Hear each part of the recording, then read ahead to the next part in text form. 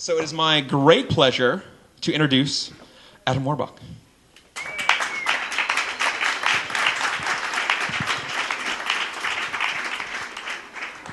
Thank you. It's really great to be here among you.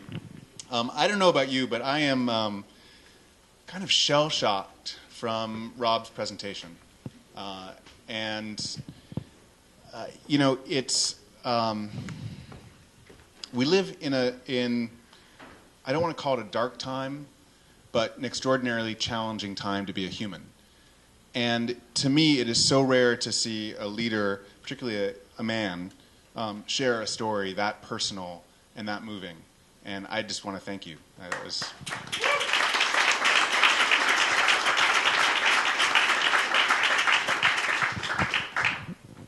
Wow. So I am up here from San Francisco. I'm happy to be here with you. I'm here because I believe you are the bleeding edge of the future. And I need to recruit you, along with me, into a movement towards acceleration. And I will call that simply blue right now, and we'll discuss more what a strategic business approach would be to moving a lot farther, a lot faster. Now, this classic of American cinema best represents the challenge we face today. This, of course, to our left is, yes, Doc Watson and Marty McFly, of course. And as you'll recall, well, maybe someone will actually remember, how many gigawatts of electricity did we need to get the DeLorean back to the future?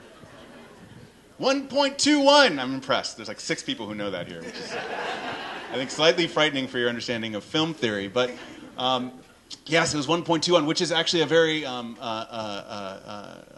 brilliantly prescient figure, because we've recently calculated that we need about 1.3 gigawatts of new clean energy installed every day for the next 30 years in order to create the amount of new clean energy we need to maintain an atmospheric carbon level of about 450 parts per million. Of course, James Hansen and others tell us we need to be at 350 parts per million. And that's after we do all the energy efficiency work. So Doc was right. We need a lot of energy. And when I say it's a dark time, I'm not really joking. I mean, the numbers and the realities are very clear. This is a picture of Macho B, who was the last jaguar wild in the United States, who was killed on March 1st of this year by a bungled attempt by the Arizona Department of Fish and Game to protect him, because the Bush administration wouldn't protect the species because they thought it was just a small group of animals not connected. This is the biological reality we live in. And of course, all of us are convinced of that, and all of us are standing here because of that. And what I might suggest to you today is that this wildfire, this darkness, this feeling that we are experiencing, that we are in this time of great change, is not just an illusion, right? This is actually a biological reality that we might understand as something that's quite normal. Now, businesses which are affecting or feeling or experiencing a wildfire right now, the recession, hopefully the tail end of a recession, have basically responded to wildfires by trying to stop them. We must stop all change. We must build ourselves to be strong and unbending and unyielding. But we know the way a forest responds to wildfire. We know that a forest requires wildfire, requires that sort of change. So this is chaparral in Southern California, burning up until very recently. And it's built for this. There's accelerants on the leaves. They're low to the ground. And when it burns, the manzanita, the sagebrush, grows back. It requires this. Lodgepole pines, redwood trees, they're all the same. They need change to grow. And what I might suggest to you in our next few minutes is that business strategy needs to change as well. And what I'll spend just a few minutes talking about is the way that we can promote a different type of business strategy to change one of the largest movers on the planet in corporate America. So this is 2 products that you may use or may not, because you probably use things that are organic and non-toxic and beautiful. But if you went into a Walmart like I do, and looked in the aisles, you'd see these. And not too long ago, I watched a couple trying to decide whether to buy Suave or soft soap. And the reason they were trying to decide was because their wildfire strategy, their recession strategy, was to water down their household chemicals, because that was the way they were going to save money. So you see this family arguing. He had a baby and a baby Bjorn who was crying, and a 5-year-old pushing a 2-year-old in a cart, and they were arguing, which one can we water down, which one can we water down? And they finally made a choice. You want to guess which one? Soft soap. It's not scientific. So they decided they could water down soft soap. Now, for the manufacturers of these products, this was a wildfire event, because the customers were changing their brand loyalty based on a sustainability factor. Because I spend lots of time talking about compaction and thinking how we can pull water out of chemicals, household chemicals like this, as a way to reduce the resin in the plastic, reduce the transportation costs, reduce or increase in-stocks because they're smaller. It makes a lot of sense. But the point being here is that the changes are actually happening out there. And our challenge is to connect to those changes that actual consumers are experiencing every day. Now, I've spent most of my life trying to sort of heap disdain on people for using Suave or soft soap, but maybe instead I should ask, how can I help those people live the life they want to live? Now, how many people here shop regularly at Walmart? Okay. Now, I was much like you in this case, but of course you understand that that's really weird. Right? 89% of Americans shop there every year. 200 million Americans shop there regularly. This is where people buy their stuff. So if you're not talking about Walmart, if you're not talking about the companies that are working at that scale, we're not actually talking about the scale we need to make change at. Now, it doesn't mean we can't, and it's not very, very important to be doing local efforts, small-scale efforts, and building those as an alternative model.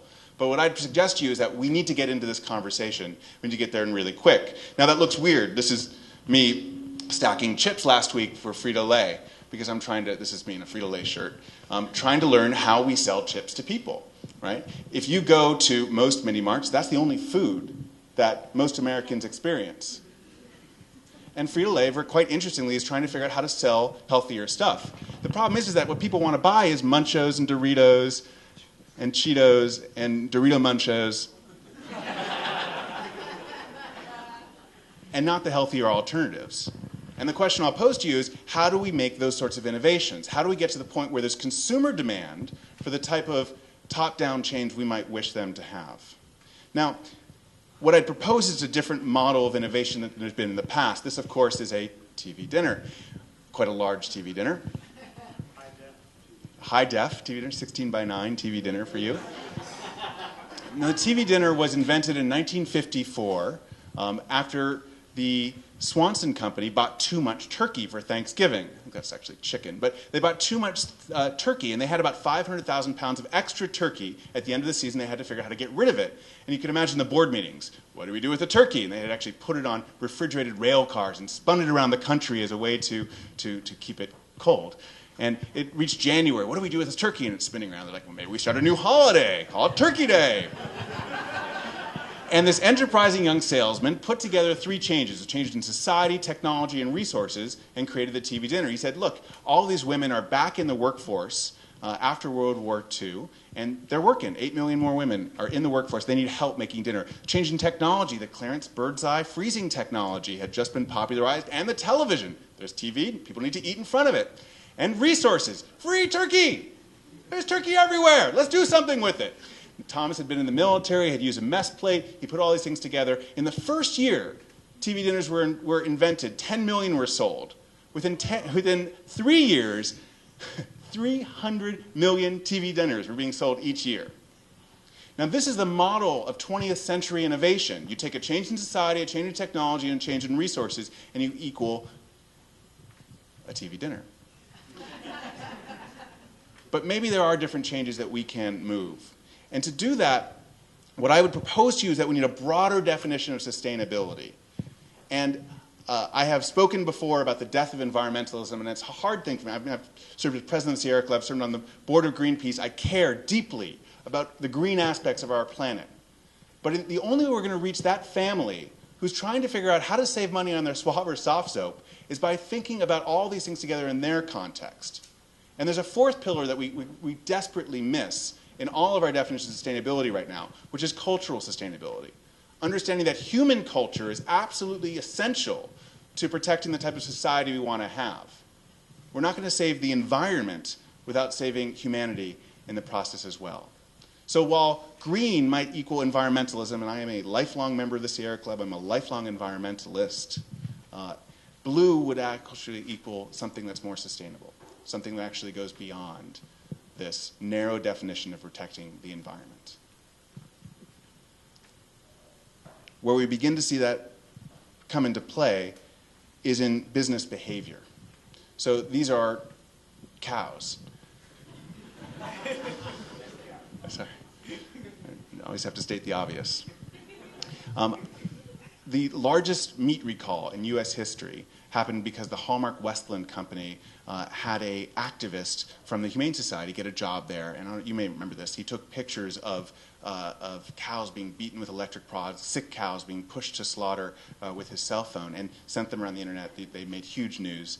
And pretty soon this company was forced to recall its beef. And pretty soon after that time, I was on the plane with a man who owned a bunch of slaughterhouses. I said, oh, this is great. I get to ask this guy how he's changing. You know, how are you changing because of this wildfire? I said, are you changing? He said, yes, I'm changing. How are you changing? We've decided to change our policy. How have you changed your policy? Well, we've decided to ban cell phones from all of our slaughterhouses. Problem? No problem. Problem? No problem. Now, that is a company that's going to die. Now, they may be destroyed by the people in this room, but eventually they will be destroyed. And I will bet against the slaughterhouse that tries to keep information out. Of course, we do fancy calculations like this, life cycle analyses. This is one that was done by Procter & Gamble to show where the energy is used in their life cycle, in their organization. And that big red bar is where consumers use hot water to do their laundry. So Procter & Gamble has a lot of Tide and Ariel and a number of different laundry detergents. People take it home, and that's the energy. That's where the CO2 is for P&G, a huge manufacturing company. The bar on the left is materials. So just to give you a sense, it's a huge amount. They took this insight about what was happening, and they sent it down to the lab, who had actually been working on new surfactants to be able to use cold water to do laundry, and they created Tide Cold Water. There's nothing environmental stated about this in its selling proposition, but it is a great climate solution. And it's the type of insight that can come and innovation that can come from a company that's not trying to save the environment, but is trying to save its customers money and sell new products. Transparency can equal information. It can also not work as well. This is Tesco, which is actually a great retailer in the UK, and they're putting this footprint on their milk. And it's a really good sort of effort at corporate relations, and it's a leadership stamp. We went and asked people what they thought about this, and their response was, why is there a dirty footprint on my, on my milk? They didn't know what it meant, and they were a little scared that there was this 800-pound something. Right. So consumers right now are not exactly aware of why carbon is important, and we've absolutely failed at trying to communicate that more effectively. What I'll note is that the smart companies are actually beginning to listen a little more directly.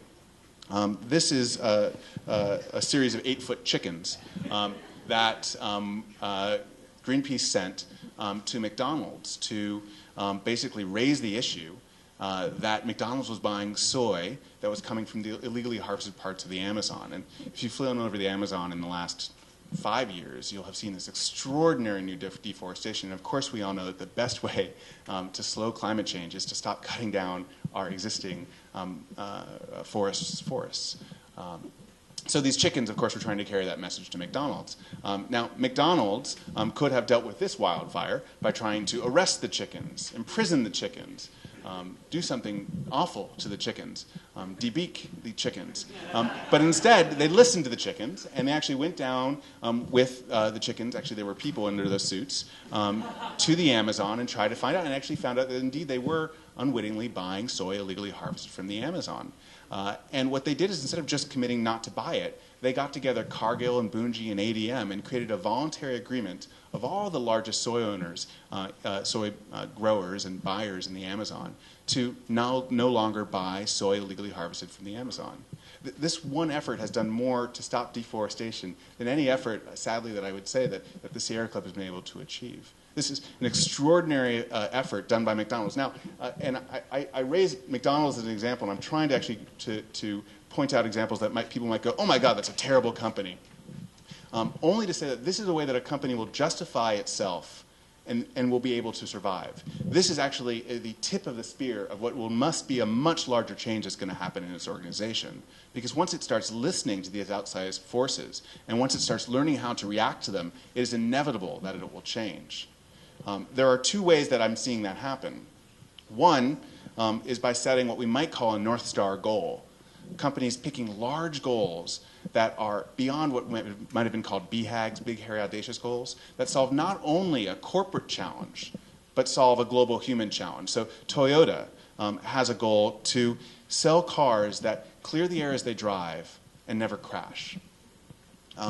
Dong Energy, which is a really great or leading energy company in Denmark, which is 80% fossil fuel, has committed in one generation to change their fossil fuel mix to 80% renewable. Walmart made the commitment to go to zero waste, 100% powered by renewable energy, and to sell only sustainable products in their stores. These are long-term visionary goals, but they can be used to motivate people inside the company to take simple steps. And it begins to work slowly as we see. This is an ad from Toyota that's in the New York Times Magazine. I'm not sure it's in this week, it was in last week's. And the headline is, "Today, Thinking Green, Tomorrow, Planning for Blue." It's this belief that there's this aspirational step that we can go beyond just protecting the environment, which of course we must do, but creating a society that we actually want to live in. Now, this is not some corporate dystopia. This is not some place that will only exist for megaliths in the Fortune 500. But they have an absolutely critical role to play. And what I'm hoping to engage, and I'm hoping that we can all engage together, is a conversation about how we use that power to make the change we need to make. Now, it's happened before, of course, and we have faced this type of challenge before. This is Lake Toba in Sumatra. Has anyone ever been to Sumatra before? You have? I have not. And you were mentioning Amory loves it before. This is one of his favorite places in the world because the orangutans are still wild there. But Lake Toba is the spot where Mount Toba once stood, and this is a crater lake. And 74,000 years ago, Mount Toba exploded, throwing 800,000 square kilometers of ash into the atmosphere and creating an ice age. And at that time, we're told by anthropologists and historians that the human population on the entire planet was lowered to 2,000 or 3,000 families on the entire planet. And I'm struck by that, and will leave us on this note, because it's extraordinary to think where humanity was able to build itself up from that moment. And as depressed as I get, and as angry as I get about our chances to pass an agreement in Copenhagen that will actually get signed by our Senate, I think back to this, and I think, wow, somehow, without the technology that we had, without the tools that we had, they were able to build this wonderful and increasingly screwed up society. And imagine what we could do. So with that, thank you.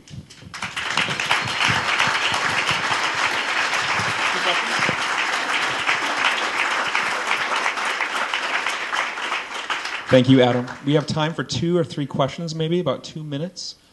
Please repeat the question. Which one should you choose? Where was that island again? This is in Sumatra. This is Lake Toba. Lake Toba in Sumatra. Great. Thank you. Talk about sustainability and the leadership of the companies in your Walmart now. Do you plan on leaving Walmart, or do you want to build an army to do the same thing? I used to work for a company, a local company, and it is dying because they have these changes. So that is one thing that the very profoundly spoke about. So I'm curious to know what you're going to be building in network. So the question was, am I building a network? Are we building a network? So I don't work for Walmart. I do some consulting for them, but I run Saatchi and Saatchi S. It's a sustainability division of Saatchi and Saatchi, which is a global firm, with the idea of building the capacity internationally, globally, to help companies make these sorts of changes. The reason I talk about blue, and I don't own it or any more than anything else to promote what I see out there, is that I am trying desperately to get people to embrace this broader definition, because I believe it is our hope. And I don't care if you call it blue or French or Frank. Just believe that it's something larger than just pure green environmentalism. Because we need that, yes, but we, the people who believe and understand the threats that we face, need to embrace this larger cultural challenge in order to be successful. Thank you, Adam. And our speakers will be around. Please find them and ask questions.